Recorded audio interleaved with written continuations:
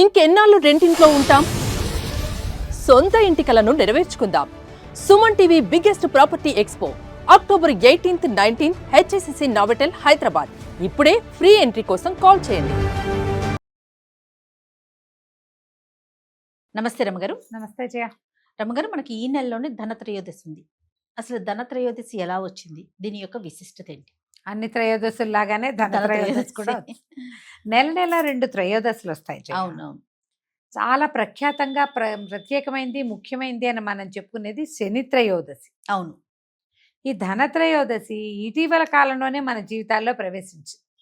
అంతకుముందు కూడా ఉన్నది, మనమేం పెద్ద పట్టించుకోలేదు దాన్ని. మనకి ఇక్కడంతా నరక చతుర్దశి, దీపావళి, చతుర్దశి దీపావళి తర్వాత వన్ ఫైన్ డే ప్రజలు తెలుసుకున్నారనమాట, మనం బంగారం కొనుక్కోవడానికి ఒక రోజుగా దీన్ని పెట్టుకోవచ్చు అని. వ్యాపారస్తుల బ్రెయిన్లో పుట్టింది. ఇవాళ బంగారం కొనుక్కుంటే మీకు బంగారం కొనుక్కోవడం ఎప్పుడు ఉంది. ఇవాళ కొత్తగా కొన్నామా బంగారం? మనం లేదు కదా రమగారు. కొన్ని వందల సంవత్సరాల నుంచి స్త్రీధనంగా బంగారమే ఇవ్వటం. అవును. ఒక అంటే తెలివిగల వాళ్ళందరూ బంగారం రూపంలోనే ఆస్తిని, ధనాన్ని దాచుకోవటం. ఏదో ఆడపిల్లలకు పెట్టాలని, అల్లుడికి పెట్టాలని, ఏదైనా ముఖ్యమైన ఫంక్షన్ జరిగితే ఓ బంగారం కానుక, ఖరీదైన లోహం కాబట్టి బంగారం ఎప్పటి నుంచో ఉన్నది. ప్రత్యేకమైన దినాల్లో కొనుక్కుంటే అది ఇబ్బడి ముబ్బడిగా అవుతుందన్న ఒక నమ్మకాన్ని మనకి రకరకాల మాధ్యమాల ద్వారా తెలియజేసి మన్ని జనం అందరినీ ఆ వైపుకి తిప్పారు. క్రమంగా ఏమైంది, వెసులుబాట్లు ఇచ్చారు. ఇంకా మీరు ఆ రోజే వచ్చి కొనుక్కోవాలని లేదండి, నెల ముందు కూడా మీరు బుక్ చేసుకోండి, మేము ఆ రోజు డెలివరీ మేమే మీ ఇంటికి తెచ్చిస్తాం, మీరు ఇవాళ డబ్బులు ఇచ్చేయండి, మేము తర్వాత తెచ్చిస్తాం. లేదా మీరు ఇవాళ బుక్ చేసుకోండి, ఆ రోజు ఊరికే వచ్చి అలా మొహం చూపించి మీ వస్తువు మీరు పట్టుకెళ్ళండి. త్రయోదశి నాడే ఇంట్లోకి కొత్త వస్తువు తేవాలి అనే ఒక్క పాయింట్ని త్రయోదశి నాడు కొత్తది పెట్టుకోవాలి, దాన్ని బంగారమే పెట్టుకోండి అనే పాయింట్గా టర్న్ చేయబడింది. జరిగింది ఇట్లా. మంచే ఇది, కాకేమి ఏదో ఒకటి బంగారం కొనుక్కోవడానికి ఖచ్చితమైన నియమం. మన శ్రావణ మాసంలో కొనుక్కోవాలని ఉండేది మన. అవును. ఏదో రకంగా మన ఇంట్లోకి బంగారం రావడానికి, మన డబ్బు సరైన ఏమనాలి మదుపు సరైన చోట పెట్టడానికి అదొక మార్గం అయితే ఇది ఇంకొక మార్గం. ఏదైనా సరే ధనత్రయోదశి ఒక 10-15 సంవత్సరాలుగా బాగా ప్రాచుర్యంలో, చాప కింద నీరులాగా మన జీవితాల్లోకి ప్రవేశించి ఇప్పుడు ధనత్రయోదశికి పూజ అయిపోతే కుదరదనే ఇన్ఫ్లుయెన్సర్స్ అక్కయ్యలు ఎంతమందో వచ్చారు. త్రయోదశి నాడు మనకి పూజా విధానం ఏనాడు లేదు. ఇప్పుడు ధనత్రయోదశి ఆ రోజు ధన్వంతరి పుట్టాడని నాకు ఒక్క పాయింట్ ఎప్పుడు అర్థం కాదు. ఈ ధన్వంతరి పుట్టాడని మనం కూడా చెప్పాం. అమావాస్య నాడు త్రయోదశి, చతుర్దశి, అమావాస్య నాడు లక్ష్మీదేవి పాలకడల్లో నుంచి బయటకు వస్తే ఆమె తర్వాత పుట్టిన ధన్వంతరి త్రయోదశి నాడే ఎలా వచ్చాడు? అవును రమగారు, పాయింటేనా? ఒకవేళ త్రయోదశి నాడే ధన్వంతరి వచ్చుంటే వారికంటే ముందే లక్ష్మీదేవి వచ్చి ఉండాలి కదా. పాలకడల్లో నుంచి చివరగా వచ్చిన వాడు ధన్వంతరి.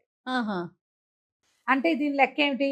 ఒక యుగంలో ఒక కృతయుగంలో లక్ష్మీదేవి అమావాస్య నాడు వస్తే ఇంకో కృతయుగంలో త్రయోదశి నాడే వచ్చిందేమో ఒకవేళ. బహుశా ఆ త్రయోదశి ఈ అమావాస్య కలుపుకుని ఒకే లైన్లో త్రయోదశి నాడు ఆయన పుట్టినరోజు, వెనకాల పుట్టినవాడి పుట్టినరోజు, అమావాస్య నాడు ముందు పుట్టిన ఆవిడ పుట్టినరోజు జరిపేసుకుంటున్నాం మనం.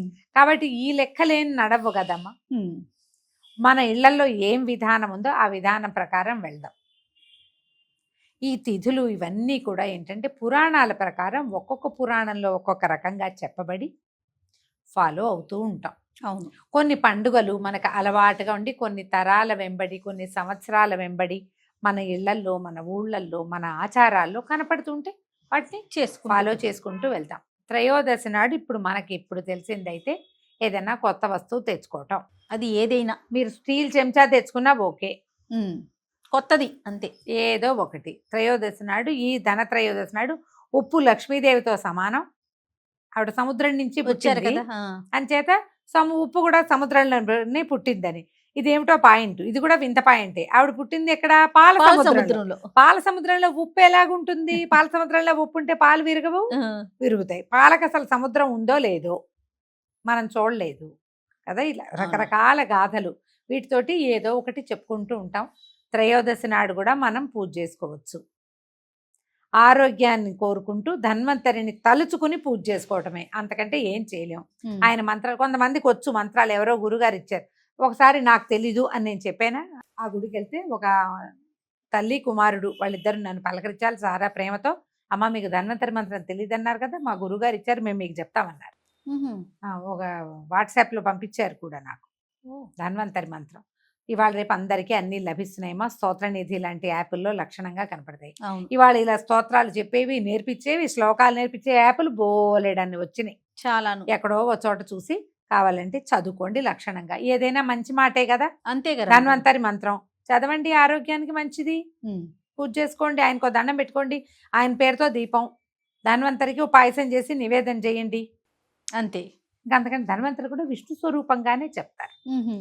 దండం పెట్టుకోండి, ఏదైనా కొత్త వస్తువు కొనుక్కోండి. ఆయన పుస్తకము జలగతో బయటకు వచ్చారు రమ్మగారు, వైద్య గ్రంథము, జలగ, అమృత భాండము వాటితోటి వచ్చారు. ఓకే, వైద్యం మరి ధన్వంతరి నుంచే కదా పుట్టింది. ధన్వంతరి అంటేనే దేవ వైద్యుడు. రోగాలకి కుదర్చడం అప్పటి నుంచే ఉన్నది, ఆయన నాటి నుంచి. అదే ధన్వంతరి మంత్రం అవి ఉన్నాయి కొన్ని. కొంతమందికి ఉపదేశం కూడా ఉంటుంది. మేము ఈ అవకాశాన్ని బట్టి చేసుకోండి. దీపావళి పండగ సెలబ్రేషన్స్ ధనత్రయోదశి నుంచే మొదలు పెడతారు. అవును, మీ అవకాశం ఇప్పుడు బంగారం కొనుక్కోపోతే కుదరదన్న భావాల్లో ఏమీ ఉండకండి అమ్మా. బంగారమే అక్కర్లేదు, బంగారం కొనుక్కోవచ్చు, వెండి కొనుక్కోవచ్చు, ఏదైనా వస్తువు కొనుక్కోవచ్చు, ఇంట్లో ఉపయోగపడే హోమ్ అప్లయన్స్ కొనుక్కోవచ్చు, ఓ లీటర్ పాలు తెచ్చుకోవచ్చు, ఓ లీటర్ వెన్న తెచ్చుకోవచ్చు, నెయ్యి తెచ్చుకోవచ్చు, అన్నీ మంచివే. ఏ కొనుక్కున్నా చాలు. పూజ అంటారా, మీరు రోజువారీ పూజతో పాటు ఈ ధన్వంతరి మంత్రం కూడా ఏదైనా యాప్లో దొరికి చక్కగా అది కూడా చదువుకుని దండం పెట్టుకోండి. మీకు ప్రధానమైంది ఎప్పుడు నేను ఒకటి చెప్తాను, నేను ఒకటి అనుకుంటా, పండగ ఆ రోజున నువ్వు ప్రశాంతంగా ఉండు, విసుక్కోకు, తిట్టకు, దుర్భాషలాడద్దు, పోట్లాటలకు దెక్కో. నువ్వు ఎంత ప్రశాంతంగా ఉంటే పర్వదినం అంత ప్రశాంతంగా జరుగుతుంది. ఈ పర్వాలలో ఇవి అద్భుతమైన రోజులు అని చెప్పినప్పుడు నీ ఆక్రోశము ఉక్రోశాన్ని బయట పెట్టకూడదు. ఉక్రోషము ఆక్రోశం రెండు ఉంటాయి మనకి. అవును, ఎవరు మన మాట వినలేదనిపిస్తుంది, మనం పిలిస్తే పలకలేదనిపిస్తుంది. భగవంతుని పలికించుకోండి హాయిగా, అంతే ప్రశాంతంగా. చక్కగా ఏదో పూజ చేసుకోండి, మీకు చేతనైంది. సాయంకాలం దీపం పెట్టదలుచుకుంటే తులసి దగ్గర ఒక దీపాన్ని వెలిగించుకోండి. నేతి దీపం చాలా మంచిది త్రయోదశి నాడు. ఈసారి ధనత్రయోదశి మనకి శని త్రయోదశిగా కూడా వచ్చింది. సాటర్డే శనివారం నాడు వచ్చింది కాబట్టి ఇది కొంచెం విశేషమైన రోజుగా భావించండి. శని త్రయోదశి సాధారణంగా శని త్రయోదశికి ఏం చెప్తారంటే తైల దీపము, తైలాభ్యంగనము అవి మంచివి. తిలలతో చేసినటువంటి నువ్వులతో చేసినటువంటి ఏ లడ్డూలో స్వీట్లో ఎవరికైనా పంచి పెట్టడం, దానం చేయటం, దేవాలయ దర్శనము, శనికి తైలాభిషేకం. శనికంటే ఇక శనీశ్వరుడి దేవాలయాలు మనకు తక్కువ ఉన్నాయి కాబట్టి అవును మనం శివాలయంలోనే అభిషేకం చేయించుకోవచ్చు. శివాభిషేకం కూడా చాలా విశేషమైంది.